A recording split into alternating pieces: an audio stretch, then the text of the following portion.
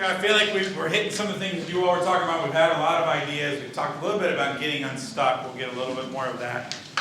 Talking a little bit about younger families. We'll get a little bit more of that too. I do want to say, I think fit between church and pastor is also important in some of these things. So one of the things we were saying, my church had a pastor years ago that was very creative and did, it's all right, I'm just chaos. That's not a normal sound at home, but it's okay. I'll work through it here. It's not the quake.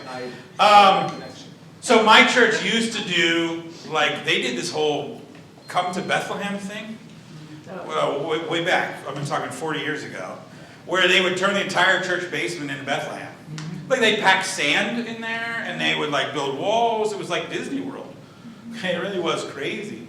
So my church has actually had a long history of creativity and focus on experience. Now, in the years since, they've done less of that. And so then when I came in, there wasn't a sort of a DNA for some of that stuff and a longing for some of that stuff. And so also in my church, another church that was very experiential in terms of mission had closed in town, and about 50 people had come over to my church. There was a new influx of people. There was a history of some experience, and so I was able to hit the ground running. And so that helped me get to the point where I'm at now, because the DNA was a little bit there also. Now, I'm also going to talk to you about some of the things I've done to help that along. But fit is important. I'm going to move a little bit quicker through some of this process, because we've been talking about it. I did explain it. You've got slides. Here's how you come up with ideas. And the big thing I want to make sure and say is, pay attention to the process. This is how you engineer imagination. When you skip to the construction and you don't give people time to dream and actually explore, don't be surprised if your ideas are little. Okay? If you just ask people generally, how do we help our church grow, without any kind of prompt, any kind of process, don't be surprised if the ideas aren't that good. Because your prompts are bad.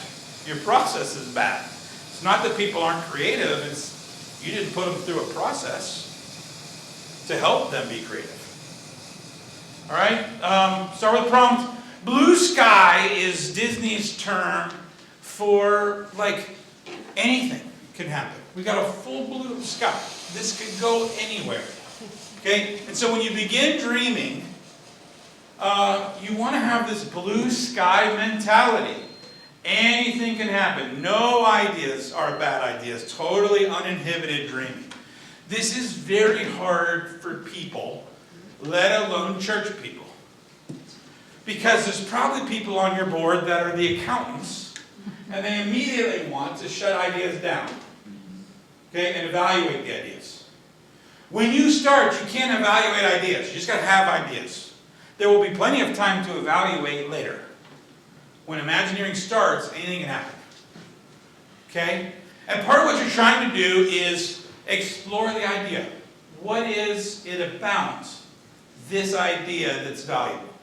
So, for Fat Ash Tuesday, what is it about the connection between Mardi Gras and Lent that's synergistic?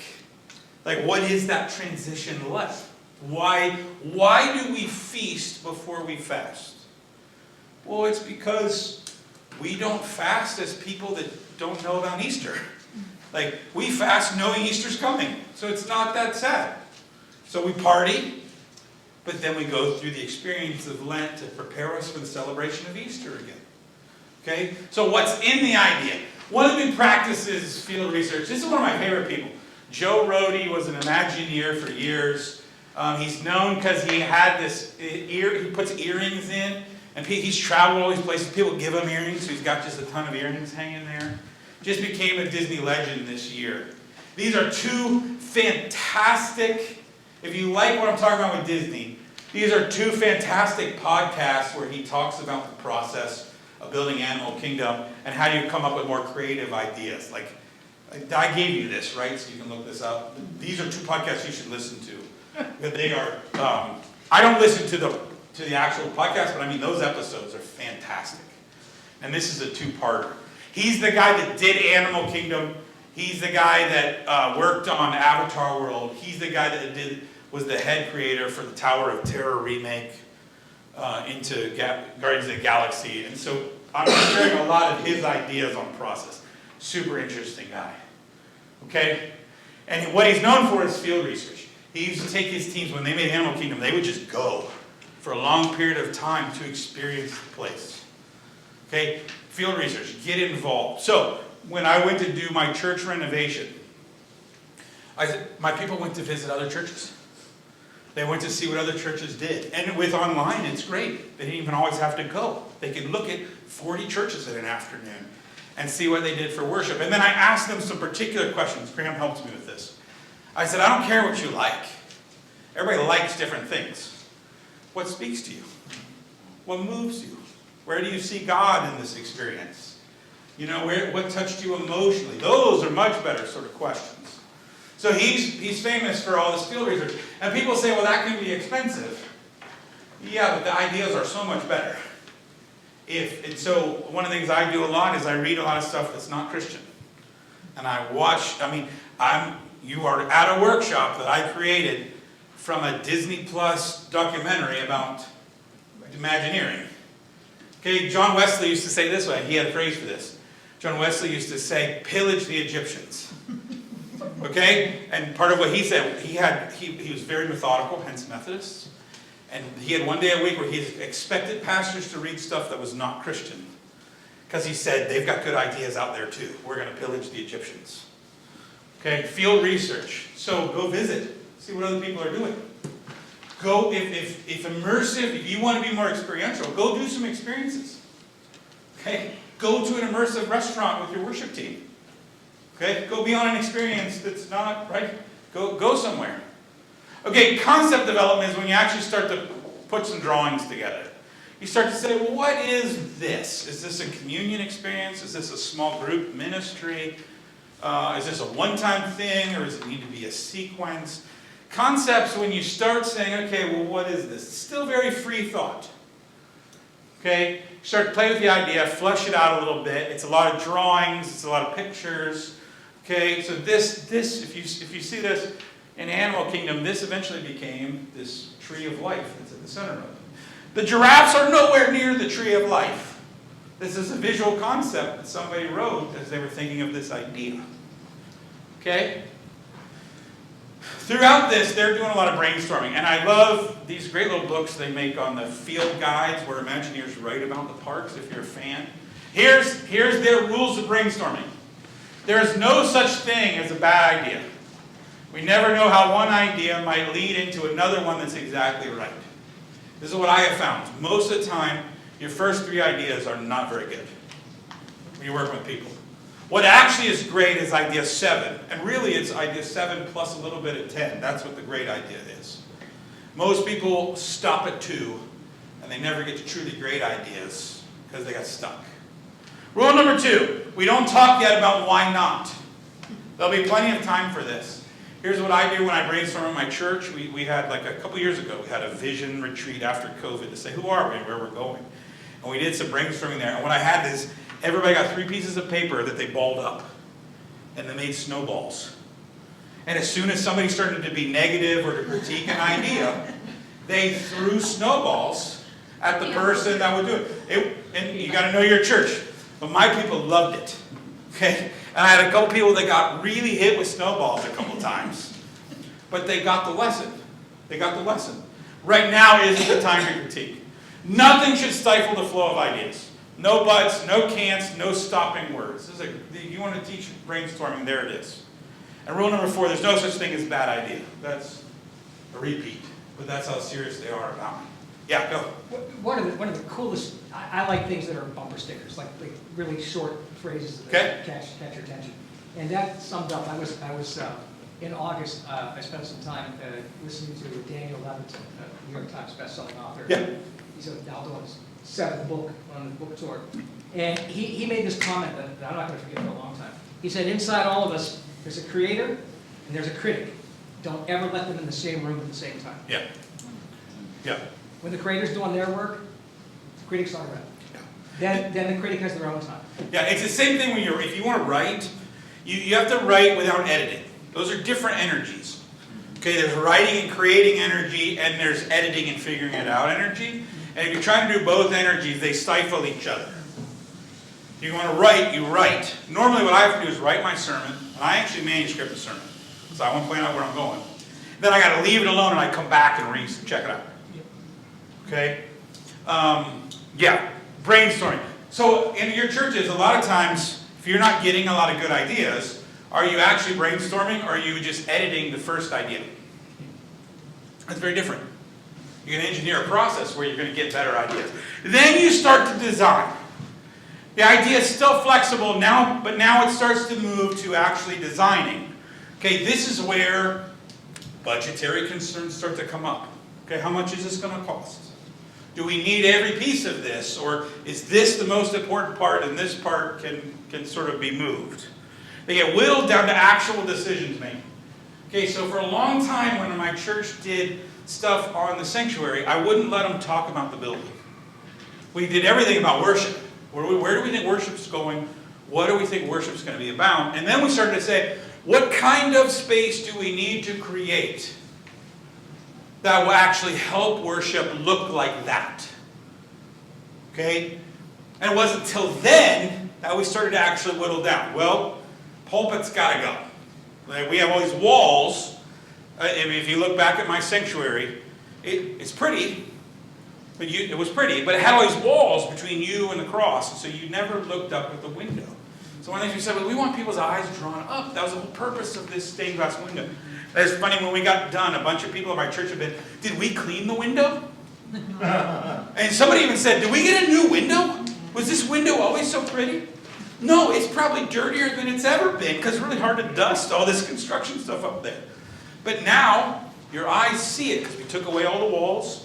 If you look at the picture, we built stone to sort of accentuate it. Our colors are meant to match. In fact, if you look, I don't know where it is in the book. First page.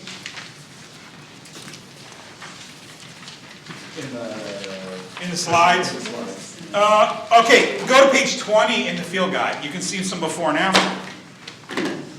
I don't know if you can tell from the pictures, but there's sort of this, it goes back into the stage area, right? That paint color is actually 2 shades darker than the rest of the room. So that your eyes don't look at the room, your eyes keep going forward. To where, again, somebody actually asked us if we got a new window. No. We just started to pick when we wanted our eyes forward. We started to change the space so that your eyes went forward. We also went stairs all the way across. That way people feel like they're more a part. Okay, people feel like they're a part of worship because there's no walls. It's just stairs and you're in the space. Okay. Storyboarding and modeling. Storyboarding comes from movies, and it's when you put the ideas on little poster boards, or this is some kind of cartoon they were making. I love this guy's face. So I don't know which Disney cartoon this is, but you actually can... Bullwinkle. Huh? I said Bullwinkle. Jungle Book? I don't know. But you see how in movies they'll storyboard every scene. Okay? So sometimes when I'm confused about how a sermon's going to go, I'll put the pieces of a sermon on cards so I can go on the floor and shuffle them and see how they fit, how they flow together. Okay? It's the same idea as modeling. Okay? From the earliest times, you can see how big the model is. Right? Now they use virtual reality, so you can ride a ride before you ever build it. Okay? That way, are your sight lines okay? It's amazing how many times in worship we don't actually test it out, and we don't actually see how it's going to work. So, in your field guide, page 10. Page 10. I did a worship experience with mirrors. And I wanted people to experience in some small way the transformation that Jesus gives to us through a communion experience. So here's what would happen. This is the church. They would come down the center aisle. They'd come down the center aisle. And we had 3 mirrors. And they would look at themselves in the mirror. And in the first set of mirrors were all really negative words. Broken, sinful, ashamed, ugly. And you actually saw yourself in the mirror through these words on dry erase markers on the mirrors. Then you parted and you had communion.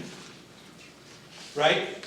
Then there was a second set of mirrors, one on each side, that you saw yourself again, but this time the words were beloved, loved, forgiven, holy, beautiful. And so you saw yourself through these words, and then you went through communion, you saw yourself through a new set of words. Okay? It was awesome. Okay? That's one I would say was a win. People were in tears going through this. I think it's something about seeing yourself that way. Right? What I want to say about that is, first of all, I had to plan it because I had to get all those mirrors. Right? And so what I did was I had a bunch of people, I gave it to somebody else who called around and found big mirrors. And so the Sunday before, they brought in all the mirrors. And then I set this up on Tuesday. Right? Because there were certain things that I found, like the angle of the mirrors needed to be right so you could read them. Right? And the spacing needed to be, like, I needed the bad mirrors to be far enough away from the good mirrors. And then I started to figure out, oh, this is going to take some time. Because I can only have really one person, maybe a couple at it, like maybe a husband and wife at the first mirror. Right? And then I found certain words that, like, I had this experience where it was like, I had the word ugly, and it was on my belly in this mirror over here. I was like, all right, that was too personal, right? Like, I don't mind using that word, because I was giving some context to some of these words of how we see ourselves. But I thought my belly is a little too personal a place to have that word, and I moved it. And then I started to think, okay, music-wise, what's the musical tone of this experience? Because it's pretty moving, it's pretty negative here, but it's pretty positive over here. So musically, how am I going to have the song can't change for every person. So I got to pick a song that sets everybody see the details of this? What song did you pick? I don't even remember. I'm sorry. I know what I did. I gave it to my musician, Maureen. Who's excellent. I'm not figuring that out. But what I did was I said, here's the tone. Yeah. Right? Yeah. It's solemn, but it's not a minor chord. It's not sad. But so it's a little bit upbeat, but there's sort of a focus to it, right? And so you're already in your head like, okay, here's a couple themes I could. Right? So I'm a musician that can do that kind of stuff if I give her enough time. Right? The morning of doesn't work. It was Wednesday. We started texting about this, and she could figure it out from there. Okay? Everybody see that? I modeled it. I did it. I walked it. And then I came back 2 days later, and I went in the mirror again. And so I whittled it down. Okay. Then you actually build it. It's actually the most boring part of the whole process. Except when you're actually doing it, if you've done a good job capturing the theme, you know what you're trying to do. So in my sanctuary, we knew we wanted it open, we wanted it light, and so when certain things weren't working in the construction phase, we had to make decisions about, okay, well, what's most important here, right? We had trouble with a contractor who was a carpenter who was going to shorten our pews up front. We wanted more space for these kind of mirror experiences. And he didn't show up. We had a personal crisis. But the pew people that were refinishing the pews were there. And then the people who were going to screw down the pews were on their way. And so we were like, well, do we scrap that idea? And we decided, no, we cannot scrap that idea. That is essential. Okay? No one sits in the front pews anyways. No, wait, my church people do, but they're weird. This was recorded, so I'm sorry, those of you from. Okay, and there is budget and time, right? So one of the things we do is we do put together some money so that we can do these kind of things. Okay, and David was saying that they do that too. If you want to have experiences, you got to put some money towards it. But here's the other thing my church has started to do. I've started to actually we're still recovering from construction. My idea is that we're going to have a model shop where all of our little doodads that we've used over the years are in there so that I can go in there. Part of where these ideas come from is walking around Hobby Lobby, right? And so all the candles I want in this room. I want a table in there where I can try stuff out so that if we want to decorate the table, all the fabrics are in the one place, right? That's engineering. I engineer a room that's organized so I can be more creative with the supplies that I have. These don't have to cost a lot of money, particularly if you have it. That's what kills me at churches. We go buy candles because we can't find the old ones. Where are the old ones? Hey, sometimes you can use the existing stuff. Okay, and then evaluation and adaptation. You got to be able to change it over time. I also don't repeat ideas. Okay, and then our friend Dave McDonald is very serious about this. Dave McDonald runs a thing called the Chapter House up in Jackson, Michigan's creative think tank for pastors. And just uber creative guy. And I'm telling you that. And I think I'm okay at creativity. He is just wicked. Okay? But one of his rules is I'm never going to repeat an idea. Our idea is never as cool the second time. Okay? The 95 Reese's was awesome. Next time it'll be okay. It'll be great at my church, though. It'll be great at your church. But if I'm going to repeat an idea, it needs to be different enough that people who felt it the first time can redo it. I was gonna say never, because sometimes you got some good stuff and, you know, what did they call it with the Imagineering, where like the Tower of Terror? They retheme, reimagine, yeah. Unless I can make it to where the people who liked it, who felt something the first time, feel something new the second time, I don't tend to repeat ideas. That, by the way, of course I violate that, because Christmas Eve is Christmas Eve. You know what I mean? You know, so there's certain traditions that are harder to break than others. Okay, questions? Jordan, real Yeah. quick though, I think one of the things is it doesn't mean you have to recreate the idea either. Sure. You can actually build on what you had where you know, I think about like David right now at Calvin Church, they're doing Taizé service. And I think my first 3 or 4 years at Calvin Church, we did a Taizé service on Wednesday evening, or a Taizé-like service, for about 3 years until it dwindled down to the point where it was just Bruce up there, myself, and one elder who was in charge of it. But they've resurrected it. And, you know, I haven't been in the sanctuary, but I've seen pictures of what they did. You know, we had like, you know, maybe 16 candles. How many candles, David, do you think you guys filmed? Too many.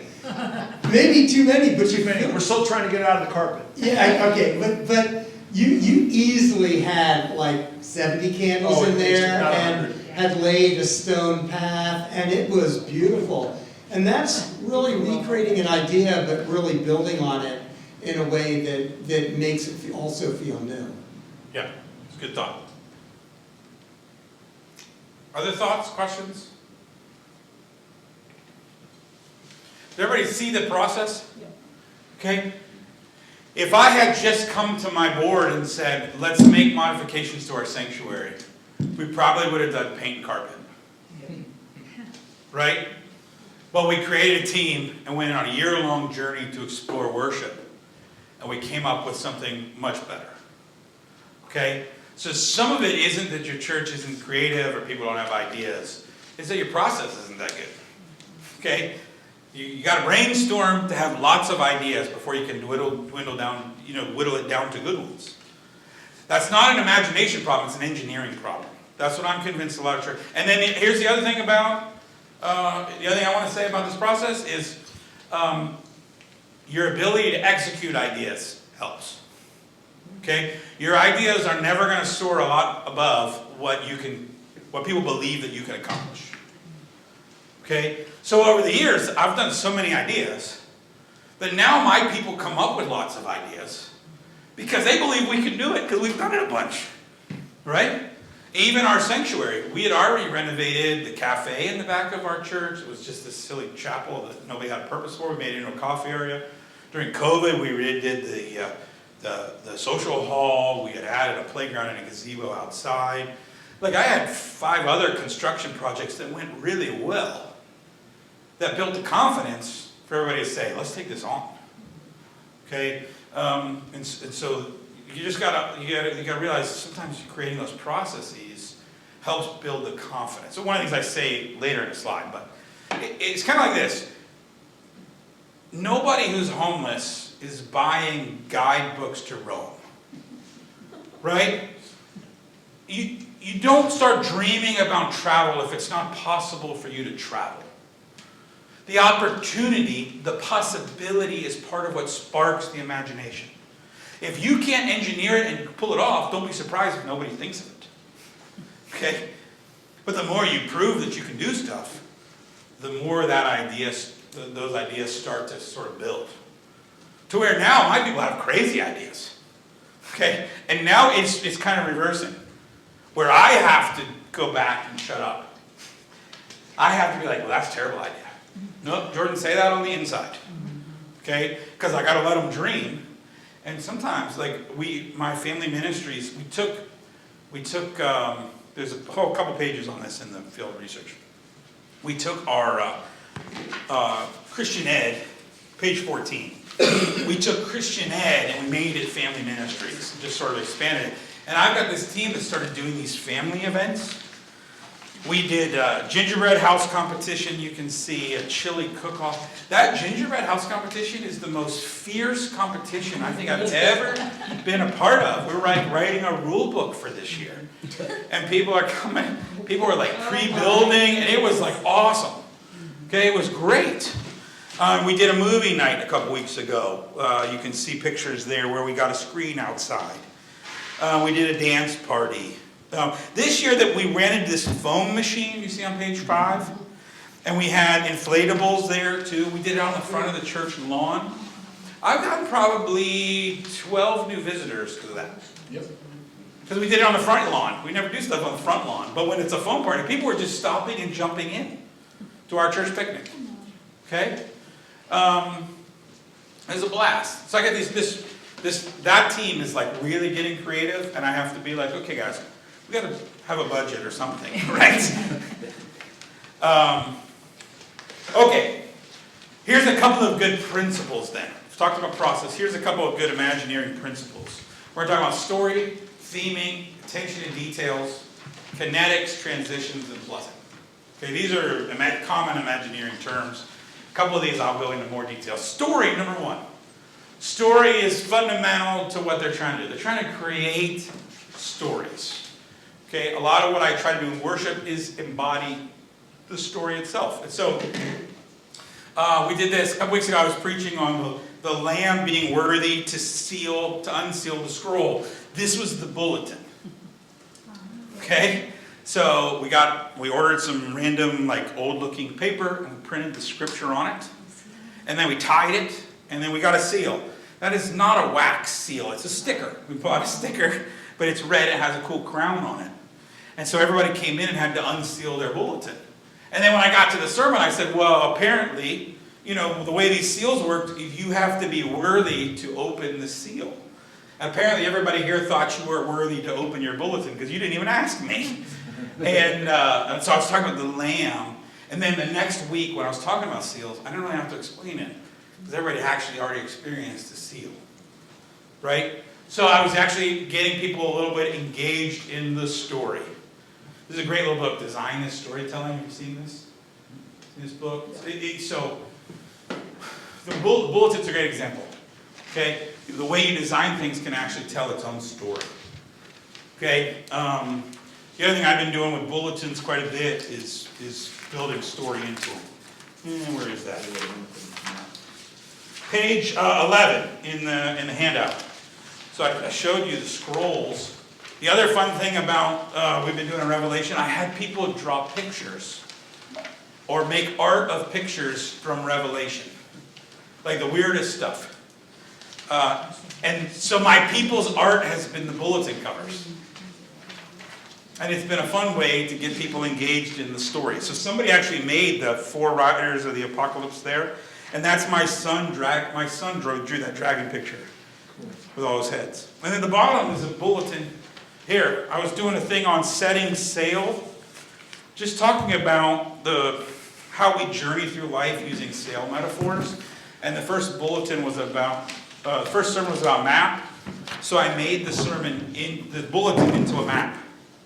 Okay, so instead of going this way, you actually had to travel this way in your bulletin and then travel this way to the conclusion. Okay? This really helps tell the story, right? People were very engaged in that sermon. As soon as they got a bulletin, they were engaged in what I was talking about. So setting a story in any way you can. Theming. Theming is partly what I'm talking about here too. Okay, theming is the fundamental nature of a story in terms of what it means to us, or the choice of time, place, and decor applied to an area in order to support that story. So what Disney understands is you're walking into a story, and everything needs to support the story. So, if you're in Adventureland, this is what the signs look like. But if you go to Futureland, this would look really weird. Right? So the theme, right? What does this world look like as opposed to this world? How does it all fit together? Okay, this is a great question for your service. Does your music, what's your theme for this Sunday? Does your music fit that theme? Does your bulletin fit that theme? Does your space visually communicate that theme in some way? You start coming up with ideas that help your service feel like a complete service. Even if people don't notice that, they feel that because everything's sort of supported. So I'm doing the 7 bowls of wrath on Sunday for Revelation. And my music director is having the choir sing Johnny Cash's Sooner or Later God Will Cut You Down. You ever heard this song? You can run on for a long time, but sooner or later, God. We're wrestling with a very hard theme, which is the wrath of God. Right? But the choir is going to help me out because they're going to set me up. I'm going to be like, that's a weird song. But it really fits what we're going to talk about today. So theme, how do you help things sort of fit together? Questions, comments? I have a question Yeah. for all the Western Pennsylvanians here. So there's a guy at PTS who is not originally from Western Pennsylvania, and he says that Western Pennsylvanians are aggressively mediocre. I don't know if that's entirely fair, but it is absolutely true that I find my staff, my elders, my people in the church it's good enough, right? So you go into a Starbucks here, and they get it's not just the church, right? You go into Starbucks here and they get your order wrong, and they say, oh, I hope you like it. Well, I'm telling you, if you get that anywhere in the West, that's not it, because the entertainment industry influences the West, and they hand you a coupon that says you get your next drink free, and they hand you the new drink redone, and they give you both drinks. And they say, please come back again. We're so sorry we made a mistake.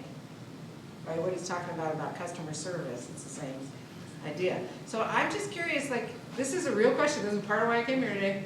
Western Pennsylvania baffles me.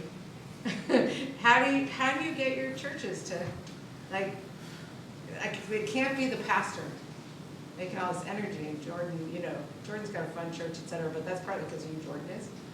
But also, how do you, that's just a problem, I think. Yeah. How do you get over that? You want to? Go ahead, Grant. Yeah, well, this is, my work with pastors, this is a theme that comes up constantly. So way back when, I had a friend, Gary Shockley, a Methodist pastor, wonderful, great pastor, I went to graduate school with him. And he went to a workshop with Tom Bandy, who was a guy who wrote a lot about transforming churches back in the 80s, 90s. And so Gary asked at this workshop, will this work anywhere in the country? And Tom said, yes, everywhere but Western Pennsylvania. So what is it that's different about Western Pennsylvania? And I end up working with this. Western Pittsburgh is not a Rust Belt city. It is not a northern city. It is not an eastern city. We're just talking about. It is the largest city in Appalachia.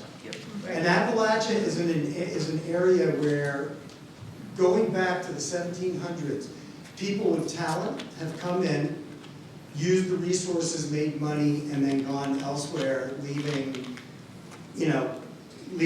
people in Western Pennsylvania to clean up the slag, to reforest forests and things like that.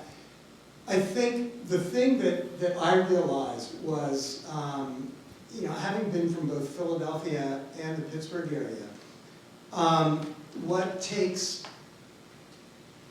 what can often take 6 months for a pastor to gain trust in a church anywhere else in the country will take you 2 to 3 years to gain trust. And if you do well, they're worried you're going to leave.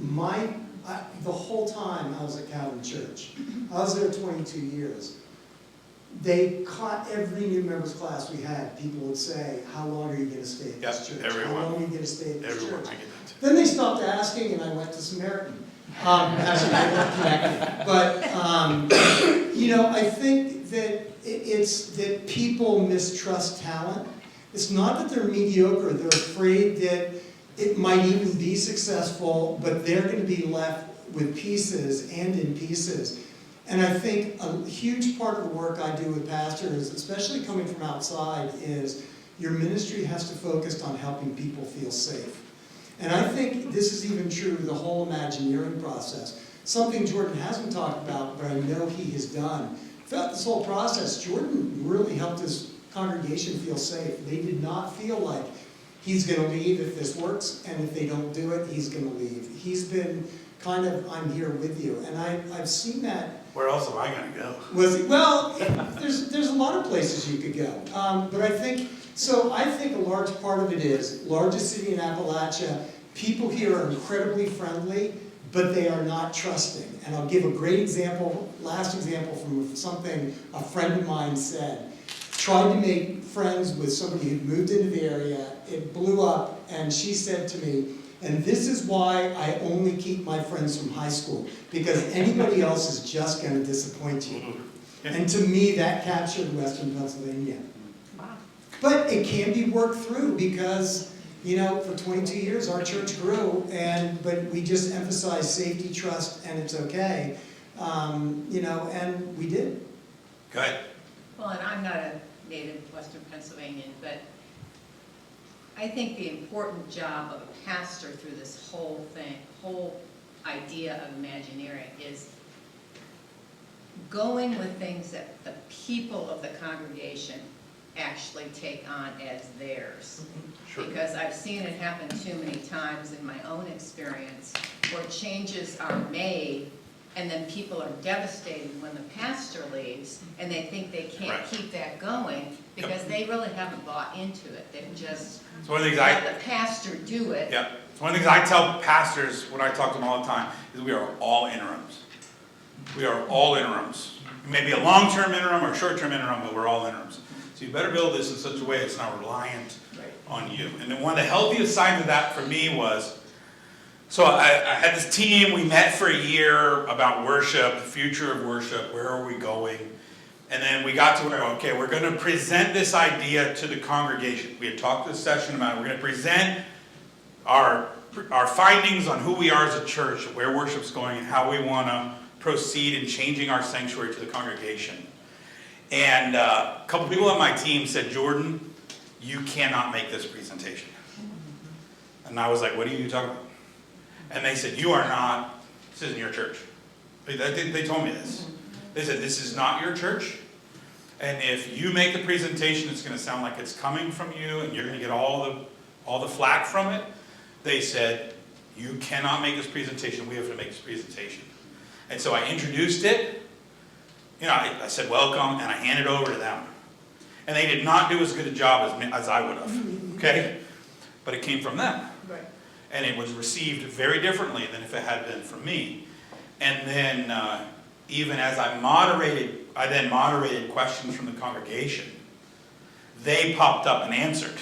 You know what I mean? So it came from them. That was hugely important for the process. Hugely important. But it goes back to the trust thing. Yeah, I mean, and that team we've been working for a year. Yeah, it was actually really weird for the team because they were all excited and everybody else was like, I'm not sure about this. And they're like, what do you mean? This is great. And I had to tell them, like, yeah, you think it's great. You've been a year into this, okay? They're 20 minutes into this, and it's shocking for them. They got to go through their own journey with this. Yeah. Go ahead. You know, when you asked about why we're here, why I'm here kind of links into all this. I only ever wanted to do interim ministry, and that's what I did. And I would always coach pastor nominating committees, please explain to anybody you interview from outside this area that you're going to be tough to deal with, because you are.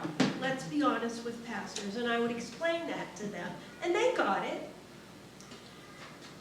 Every interim position I ever went to, I was left with pastors who left their agenda, which is what you said. Either they didn't want to do it and did it to please their pastor, or they had no way forward.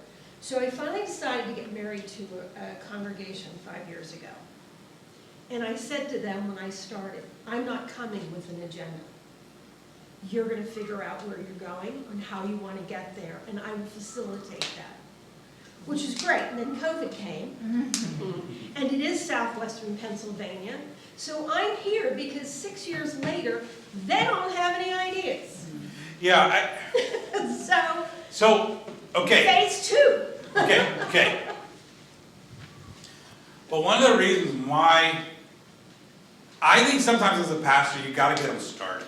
We've tried. Like if they could figure it out on their own, they probably would have done it by now. We've tried. And so little steps. And part of how I've dealt with some of Karen's question of you know, not only building trust, but the other thing for me is it's just, when I'm talking about creativity, I'm not talking about hitting home runs all the time. That'd be crazy. It'd wear them out, it'd wear me out.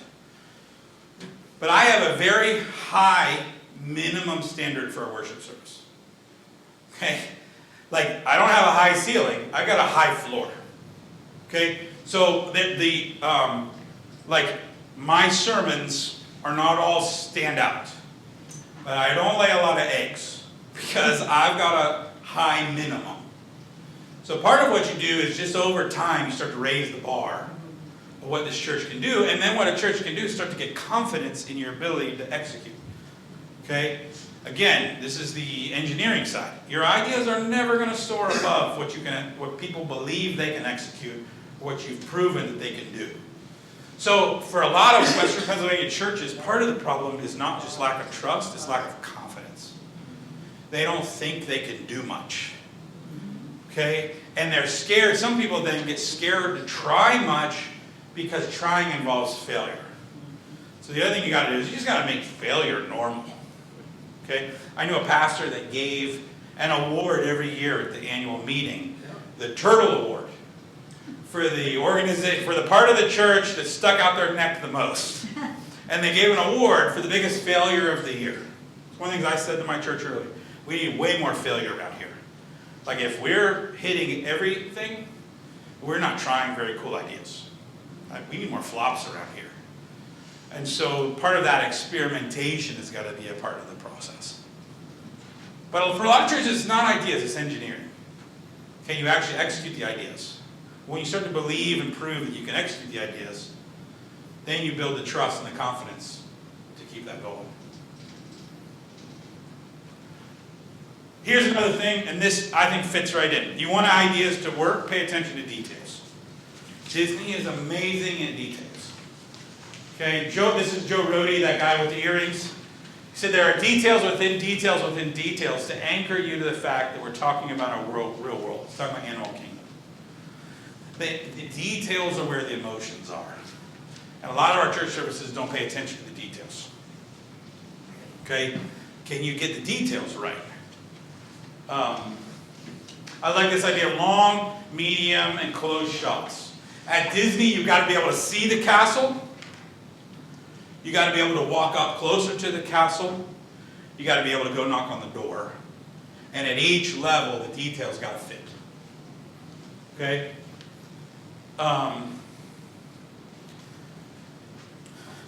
Can you say something about the details creating, that the emotional impact is in the details? Can you contextualize that in Sure. terms of worship or church? Okay, I did an experience, I don't know if this is helpful or not, I'll try. Okay? I did an experience that it was for a Monday Thursday service, and we did a setting of the table. I don't know if you've ever heard of this, or if I made this up, I'm not sure. But basically, everybody came into worship and communion was not set up. Like the table was in the wrong place. Okay? And people in the congregation had all the elements. And then we played a song and set up a table. Right? That song I'll give you, it was Carried to the Table by Leland, which is a fantastic communion song. Carried to the Table by the band Leland. Okay? And so the point of the communion experience was the communion's coming from the people. And your heart was being prepared for that experience. So two teenagers came over and moved the table to the center. And then a couple of my worship people came up, and they're the only ones that really practiced because the tablecloth. They unfolded the tablecloth and did a big production of like whoosh, and the tablecloth went down on the table. And then they would sit down, and then somebody with bread would come forward. And then somebody else with bread would come forward. And I promise you, I kid you not, it was exactly the length of the song. Like, it was so perfect. People were like, how did you do that? That was God, that was not me. Okay? But it was sweepingly emotional. This setting of the table, it coming from the people, you're preparing your hearts, you're listening to this song. And so the detail that set that up was the right song. And then the only thing we practiced, which was that sweeping. And then here's the other detail I found, was I knew how emotional that was going to be. I knew how special that would be. If I came up and then did the words of institution, it'd be an interruption in that. Yeah. So what I did was I pantomimed them. I did it no voice. And I practiced it all week. Body broken. You know what I mean? I had this very sort of, I just worked on the acting of it and did it in front of the mirror, so I knew how I was going to invite people then forward, right?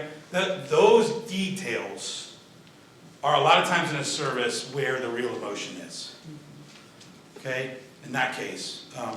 The other thing, the other big detail is, let me talk about transitions, okay? How you transition from one thing to the other. Because a lot of times we are really clunky in how we transition from one thing to another in worship, okay? So, Fat Ash Tuesday, feast then fast, okay? Part of what made that experience work was the transition between the two. So the first year, I just explained the difference, and then we turned the lights down, lit a bunch of candles, and then we had done this celebration. We played Mardi Gras music, we ate pancakes and sausage and king cake and all this stuff. And then I explained the transition, and then we did it. The second year, last year, I didn't explain it at all. We practiced it. So during feast, one thing we did was, down the wall in my social hall, we had butcher paper. And so people wrote what they were grateful for in their lives. People that meant a lot to them, very, very positive. And then in the fast part, there was this other wall, and that was their griefs. Right? That was the things that they had done, things that had been done to them. And they could draw or write or initial. So we had these two parts of the room for the different things. But what we did was we transitioned that without words again. And we practiced it. So the music transitioned. People started lighting candles. The lights went down. But over about 4 or 5 minute period, this Mardi Gras pancake meal became an Ash Wednesday service. Like the details of that transition, okay, Disney understands this. When you're going to go between two worlds, you're going to go between experiences, How you transition is really valuable in getting you ready. That's another sign of kind of detail that emotionally helps.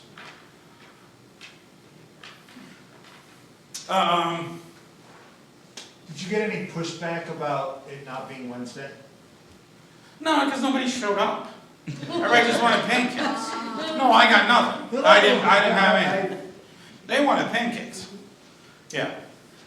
But it's one of the, if you want to talk about getting young people, okay, experiences really are valuable. If you want to up your attendance, Graham was alluding to this earlier. Okay? One thing that happens in my church all the time is people are like, oh, you should have been there. One thing that really ups my attendance is you should have been there. And then next year, people invite friends to stuff. Okay? Because it's interesting. Is that helpful? Details. Yes, thank you. Kinetics too, movement. Okay? Right? The lighting of candles. Presbyterian churches are not good at this. Okay? Non-denoms, there's like lights and there's drums, there's almost movement. Our sanctuaries look exactly the same all the time. And that communicates something. You can say, oh, that communicates that we're traditional and that we are part of this long history. It also can communicate that we're boring. Or that you can miss next week because it's probably going to be the same as this week. Right? Visually, get some movement in your sanctuary. Our friend Dave McDonald says, add verbs to worship. Okay? What verbs are people doing in the sanctuary? Normally, sit, stand, sing. That's it. That's what we ask them to do. How can you get them to do something else? Okay, to turn a different direction, to face a different way, to turn something over in their hand. What verbs can you add? What movement? If you go to Disney, if you go to a theme park, you're always like, what is that? Right? There's always something visually sort of drawing you in movement that's happening. And Disney, they were very intentional about, like, Disneyland, there's submarines down here, there's people walking here, and there's people up in the sky over here, there's people on a mountain over there, there's like all this movement and flurry of activity. There's not a lot of kinetics in a lot of our services. Transitions I talked about. And then plussing. Plussing just means like, what can you add to it? One of the famous ones at Disney is hidden Mickeys. If you ever go to Disney World, built into the design was like, everybody see Mickey's head right there? Everybody see Mickey's head in the rope right there? Like little things, how can you add? How can I make this bulletin just a little more interesting? How can I add something? This word of plussing, adding to. I think this is a great principle of Disney that our churches need to sort of think about, is how can I add something? So for me, bulletins. What an amazing opportunity. We get to put a piece of paper in somebody's hand every week. Do you know how many colleges, nonprofits, and politicians pay millions of dollars every year to try to get people to look at a piece of paper? And you do it every week. What an amazing opportunity to present vision, to have life. Like, why are we not, the churches are moving away from bulletins. Lean into bulletins, just make them, like there's an opportunity there beyond the order of worship. They don't really need the order of worship. Probably they're going to do the same thing last week, this week, and if it's on the screens, they really don't need it. So why not take the bulletin and make it something interesting? Something that's valuable. And when you do stuff like this, if your bulletin's a map, I can't tell you how many times I did fun bulletins and then people will take all the extras to give to friends. Okay, my bulletin is marketing material. We did a celebration Sunday. We do celebration at the end of the year, And I did a big bulletin for it. And this was one of the fun things we did, because it was the last Sunday in that sanctuary as it was currently constructed. So we were partially thanking God for all the people over the years. But look at this. This is old wedding photos and current directory photos. It was a matching game in the bulletin. And people loved the matching game of all the old pictures. We were celebrating. Man, isn't it? We were a little sad. Because, oh my goodness, this sanctuary's been so good. We baptized our kids here, and our grandkids were here, and we did weddings here. It was kind of sad to see the old space go. You can move in the future without hating on the past. This is the other thing a lot of pastors do. They try to move into the future without appreciating the past. No, you appreciate it. You're grateful for it. God is here. But it won't get us to the next step. So we've got to keep pushing. Plussing.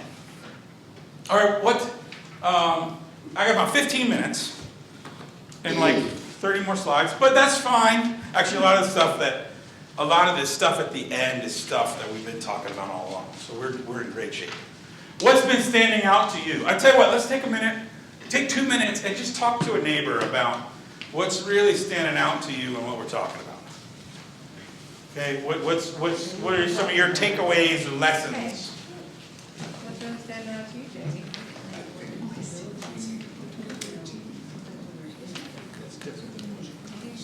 Tell me about that.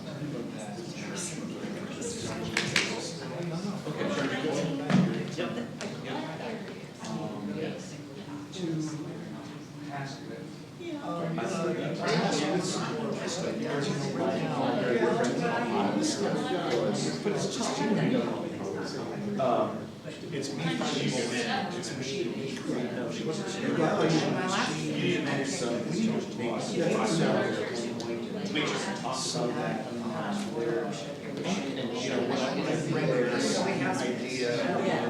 This is all the shit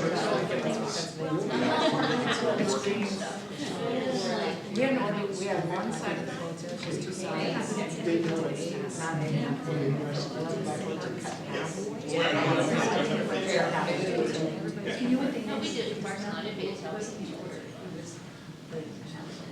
Well, so that was what we did, so the front stuff was the whole top was,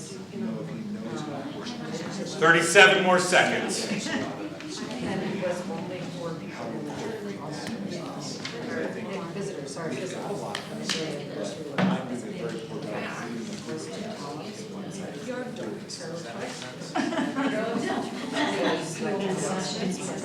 Yeah, the old how much longer they were.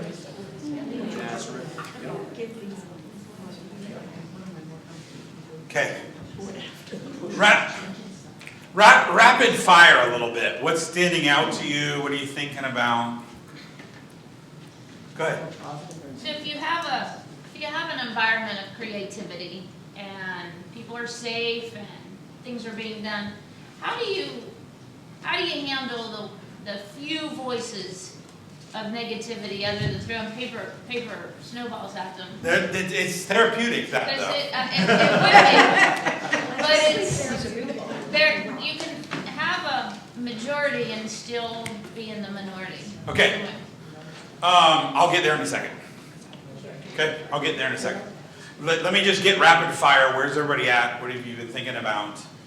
Just the amount of opportunity to be creative, like things that, I do some Good. things, but the idea that, wow, that would be cool, I could do something. I think the idea that there's a lot more opportunity than you sometimes think. Great. Yeah. Others?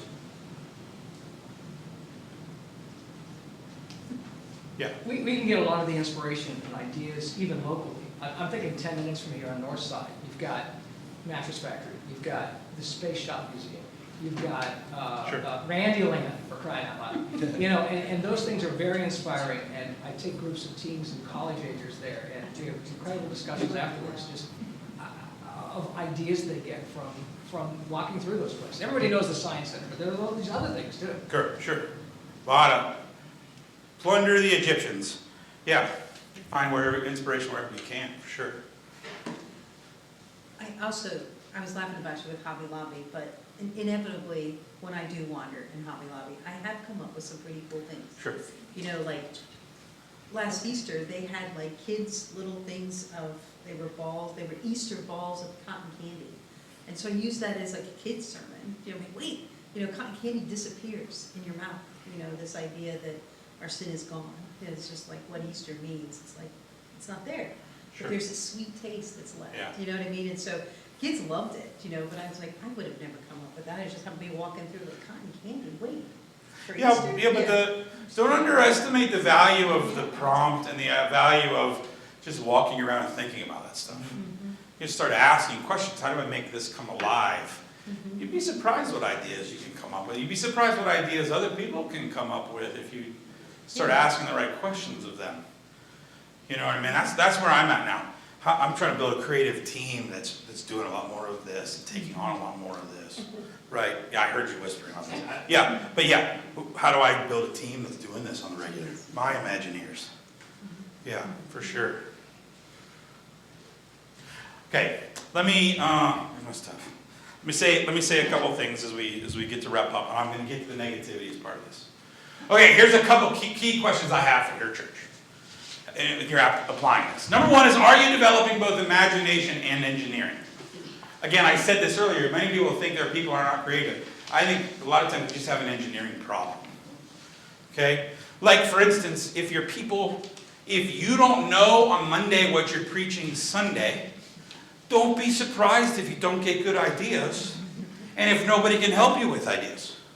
Okay? People got to know where you're going. Okay, so this is a big shift. My friend Dave McDonald again, I asked him, like, Dave, did you take all your, he's written a bunch of books. I said, did you take all your sermons and turn them into books? And he said, no, I did the opposite. He said, I would write a book that my people could read along with, and then the sermons got really easy to write because I already wrote a book on the topic. And then my whole creative team knew where I was going because they could read ahead and have early visions of the book. And so that's been the shift I've been starting to make. So we're doing Revelation. And I wrote this little intro to Revelation for my people. I started in January. The sermon series started in September. But my organist knew at the beginning of summer where my sermons were going. Right? And I'm telling you, I'm preaching Revelation. How many of you would be intimidated to preach and work in Revelation? Okay? It's actually pretty easy. Because all year I've been in it. Like these sermons are so easy because I already did the research. Okay? And my team knows what we're doing, so they can be more creative. So I have engineered my study in such a way, it was hard to get ahead like that. And I don't write a book for every series. But a couple series a year I've been given study guides or books that I wrote. But man, are my sermons way easier to write because I've already written the book on Revelation. I already know it so well that these sermons get easy. And so being creative with them is not that hard. Because I already did the work. Does that make sense? A lot of times at a church, like if your people don't believe you can pull off an idea and they don't know what you're preaching, they don't know what you're trying to accomplish as a church, so they're not going to think about small groups ministry because you don't have a vision that you've set up. You got an engineering problem, not a creativity problem. Okay? Who is your audience? I'm gonna burst some bubbles here. Okay? Disney always understands who the audience, they always want to take the audience's perspective. Your church cannot be a church for everybody. Okay? It can't. If you say your church is a church for everybody, it's immediately not. Because a lot of people don't want to be with everybody. Okay? What a lot of people mean is, we don't send people away. That doesn't mean that those people necessarily feel at home in your church. Okay? That just means you won't kick them out. Good for you. Okay? You can't be a church for everybody. You got to be a church for somebody. And if you don't think about that intentionally, you're going to end up being a church for the people that are already there. Okay? Who is your audience? Who are you actually trying to reach? What corner of the kingdom is your church for? So what we discovered in the process of thinking through worship is, and it was my friend Dave McDonald again. He was smoking cigars at my house, and he said to me, he said, Jordan, I think your church could be a great church for lapsed mainliners. Now, my people did not understand that phrase at all. I've had to reinterpret it. We've had to say it our own way. But what we've been saying is we're a church for people who want to come back to church. Okay? And that's a little bit, that's why Graham and I have always gotten along, because I think that's a little bit of Calvin's DNA too, right? But we don't think a lot of new people are walking into this big intimidating building that have never been to church before. But my area's got a ton of people that used to go to church, and they're willing to maybe come back, but it's got to be a little bit lighthearted. It's got to be, right? It can be traditional, but it's got to be fresh. It's got to be fresh approaches. And what we said was that's who our audience is. And so when we designed the sanctuary, we had those people in mind. And when we were designing new ministries, we have those people in mind. And if you don't know who your audience is, and you think you're a church for everybody, you're probably a church for the people that are already there. Don't be surprised if new people aren't coming. You got to be for somebody. Go ahead. I think that helps with the negativity question. Because, who are we really targeting? Is it really the people sitting in the pews? Are they upset because they've lost something that is near and dear to them? Well, our target with this service, or as a church, is this. Yeah, and you don't have to be stuck there, okay? I've had some people that really don't have a lot of church experience that are onboarding in my church, okay? But it's not typically who we're attracting, okay? But actually, my church has a long history of being a church for people who I call them nuts, right? They don't fit anywhere else. Misfits. They're misfits. My people hate that word, and I use the same word. But we're a church of misfits, which means we do argue sometimes. Okay? But so who's your audience? You got to be who you are, but you got to prioritize who's not there when you actually make decisions. And that's a really hard thing. It doesn't mean you have to hate on the people that are there. Normally, your church already has a DNA. It has a group of people. You already got people. Who are your people, and how do we find more of those people? You ever notice the people that stay with your church seem like they've always been there? Because somehow, some way, they feel like they're part of the DNA. How do we name that? That's important. Okay, couple of things. I've already said some of these. Don't repeat ideas. Be playful, whimsical. Raise the bar. This is how you develop more creativity in your church. Start building people. And then how do you deal with negativity? I'm going to say another hard thing for us here. Okay? Everybody will leave your church. Every single person that's in your church right now is going to leave your church. They may get upset with Jesus and walk away from him. They may get upset with you and walk away from you and tell everybody about it. Your church may close. They may move to Arkansas to live with their grandkids. You may do their funeral. Every single person that's in your church right now is going to leave. They might as well start now. Okay? Like if you're trying to avoid people leaving your church, you are avoiding something that is completely inevitable. Okay? So relax about it. If you're going to leave, you're going to take a church in a certain direction. Not everybody's going to like that direction. You got to be okay with that. You got to be okay with that. Now, if you're the pastor and you're driving all that direction, that's one thing. And some people will leave your church. I know churches where people leave because the pastor's a jerk, because the leadership is jerks. That's not what I'm talking about. Okay? Be as gracious as you want. You start going in a certain direction, not everybody's going to like it. There have been people that left my church because they can't stand all this creativity. Okay? And I had a lot of people come because they love it. Okay? That's part of it. Okay? People leave. Everybody's going to leave. Okay? You got to just relax about it. You got to lead. In fact, there was a time when Disney was planning to do a bunch of creative work, and there were a bunch of people that were saying, we can't keep investing in Disney parks. We can't afford to do this. And Michael Eisner, who was the CEO at the time, wrote a memo to the whole organization of why we can't afford not to do this. Why we must be creative and we must try. Okay? Because if we're not pushing the envelope and we're not trying new things, then everybody's going to leave your church because it closes. Okay? Ooh, some hard truths to end. I'm sorry. It's like a playful workshop until now. How can we get them to pay those kind of ticket prices? No. I knew someone would get that. How do you come up with more and better ideas? I've talked about a lot of these. Look for the traditions. Look for the backstory of words like repentance. Follow the images, the symbol. Borrow.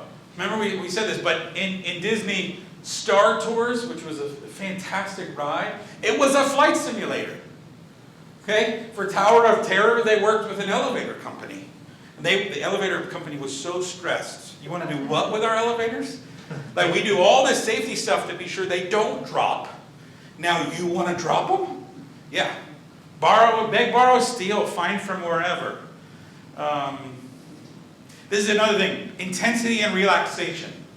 Think about something really hard, then walk away from it and don't think about it at all. I can't tell you how many great ideas I've had when I worked all morning, and And then I mowed the grass, and half hour in, I'm like, oh, there it is. Intensity and relaxation back and forth. That's part of how you get creativity. You can't intensely work all the time. Sometimes you got to back off, and your mind keeps working on it. Try to come up with a lot of ideas. Instead of coming up with good ideas, come up with lots of ideas. Okay, I don't want a great idea right now. I want 20 ideas. Go. That really does change the dynamic of the room. Okay, how do you make your worship more immersive and experiential? Add verbs, I talked about that. Pay attention to theme. Make the space change visually. It's one of the reasons why we made our sanctuary so open. We want to decorate. Everybody loves when we decorate for Christmas. It's the only time we decorate. So why can't the communion table be different for Advent? Why can't it be different for a summer sermon series? Why can't we visually change the set? What if we think of the stage as a set? How do I make the set help to push the immersion? Okay, so like what we really want to do, and we're being patient now because everybody's sort of tired after including me, after all this building. But we want to have set changes. 3 or 4 sermons a year, the sanctuary is going to look different. Okay, that's what we're building towards. And then, I've talked about a lot of these. In sermons, how do you start thinking through some of these things? I'm skipping, but I want to end with this. Okay, again, part of what I'm doing as a pastor is I'm engineering my life and my ministry to help people do this. I've got to plan ahead so that my people know where I'm going so they can come up with ideas. Okay, a lot of the creativity bottleneck in a church is the pastor. Okay, if everything's got to run through the pastor, or all the information's got to come from the pastor, or this worship person, or however it is in your church, we're bottlenecking. Okay, you got to work ahead and engineer your life so that you have room for creativity. Like I keep documents. When I go to write a funeral, I write a funeral very fast because I've got about 80 pages of every call to worship that I like to do, every scripture I like to do, several starts of funeral sermons that I like to use. I do a lot of funerals, and they don't take me that long because I made the 80-page document to work off of. I have a music planning document, a lot of the songs I like to use, a lot of hymns I like to pick. They're in one place. When I pick music, it's not hard. Okay, I use Canva for a lot of design. Have you seen Canva? I love it, but I hate it. I don't have this limited. I don't have the skills, and I don't have the time. So for me, Canva is a design website. You pay $15 a month. You can type in, I need a bulletin cover based on this, and no AI will generate something that's normally a start. As a nonprofit, you can get it for free. We've got it for free. Well, see, now I'm really engineering. TechSoup. Okay. You get it through TechSoup. Everybody should use TechSoup for your church. Take it back to your church. Get them to sign up for TechSoup. If you don't have TechSoup, you should write it. You have to tell me this later. Okay. Sounds crazy to me, but. Okay, we already talked about some of your. This is my buddy Dave. Again, I really owe a lot of debt to Graham for conversations about this stuff over the years, to my teacher, Len Sweet, and then you've heard me quote, and we heard us talk about Dave McDonald, but this is the house that he has. It's just super cool to be in. It's like a really creative space. These are some of the set designs that his church used to do. I don't know if you see this, but this is the same series, right? Because there's some thematically the same thing, but he would do his church totally different based on the scene. My closing thoughts, your church is already telling a story, is already an immersive environment, it is already a series of experiences. Why not be intentional about what those are? Start to be a little creative and a little flexible with them. Wonder what kind of experiences you can create. Sorry, I got fired up, Graham. You want to come up and... I will stick around as long as anybody wants to talk or ideas. And there's a bunch of ideas in this field research thing that I didn't get to. So if you want to email me or see stuff, let me know. Jordan, thank you for doing this. You know, we've been talking about this for, I don't know, a year or so. Has it been like that? Yeah, and you know, it took a while to, well, number one, because Jordan, every time we got together, would say, so have you watched the Imagineering video yet? No, I'm gonna get to it, Jordan, I am gonna get to it. Then finally I watched it and I was like, okay, we really should get a workshop to do this. And Jordan and I have been talking about this. I do want to thank all of you for being here and for being part of it, and also for people who will eventually see this online on our YouTube channel. Several things.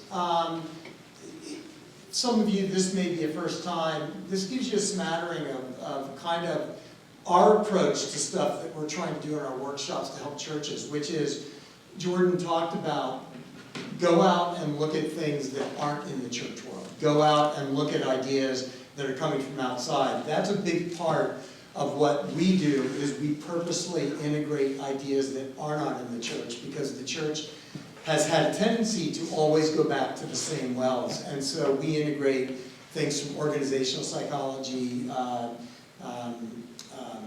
research in creating organizations, counseling, all sorts of different areas. Just to let you know, we don't have workshops planned, but we are looking at 2 workshops for 2025. One of them is, we're looking at doing a workshop, and this is sparked by some research that's been taking place at the University of Pittsburgh School of Social Work. They have an ongoing research problem where they have been teaching cognitive behavioral therapy skills to inner city churches, and the research is showing just fantastic results. And so one of the things we're thinking about is doing a workshop on integrating counseling practices into our work.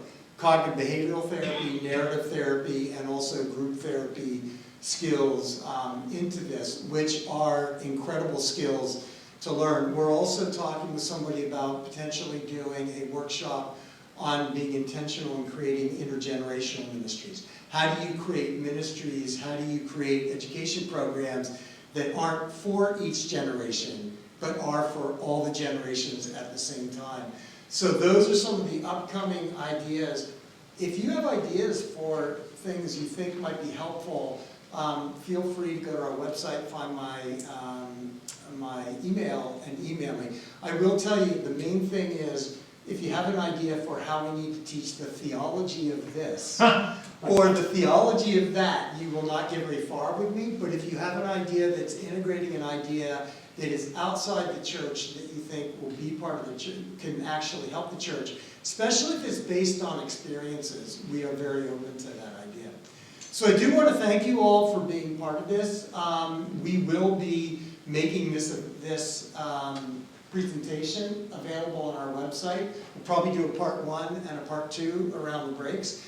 But we will be, if you go to Samaritan's YouTube page, you will eventually find these videos. And I would encourage you, I think we're giving permission, encourage people to use them in their churches. Yeah. Encourage, if you want your church to be open to the idea, set aside 2 times where they can watch the video and have discussions.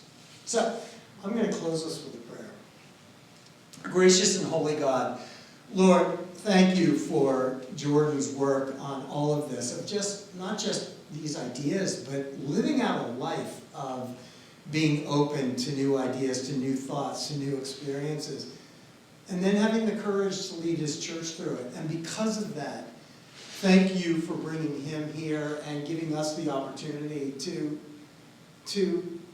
in denominations that too often are trying to recreate the past, of helping us to move into the future. I pray that your blessing would be on each and every person here.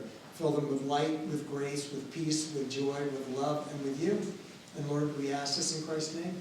Amen. Amen. And thank you. Thank you.